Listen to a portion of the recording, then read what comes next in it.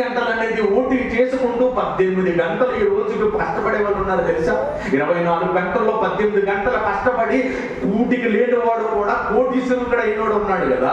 మరి నువ్వు 18 గంటల్లో నీకు పని అయిన తర్వాత, ఇంటికి వచ్చిన తర్వాత ఏ ఒక్క క్షణమైనా పట్టుదల కలిగి వాక్యాన్ని చదవాలని ఏమైనా అనిపించిందా?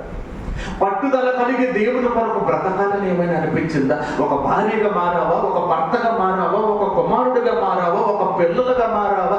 ఎలా మారావో చెప్పండి ప్రియులారా.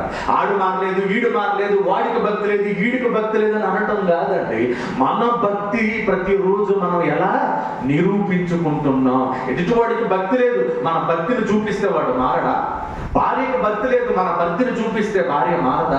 భర్తకు భక్తి లేదు, భర్త మారని భర్తకి భార్య భక్తి చూపిస్తే మారదా? తల్లిదండ్రులు పిల్లల్ని ప్రేమించలేకపోతున్నారు, వాళ్ళ భక్తి లేక అక్రమ మార్గంలో తిరుగుతున్నారు. తల్లిదండ్రులు కూర్చుని ఉదయం అనక పగలనక కన్నీటితో గోచాడి ఏడుస్తే చూసిన కుమారుడు, అయ్యో నా తల్లిదండ్రులు నా కొరకు ఏడుస్తున్నారు కదని ఏదో ఒక రోజు మారతాడు కదా. మారని వ్యక్తి ఏదో ఒక రోజు మారతాడని తెలుసు, కానీ ఎలా మార్చుకోవాలనేది మనకు తెలియటం లేదు ప్రియులారా. ఇలాగే సంవత్సరాలు గడిచిపోతున్నవి.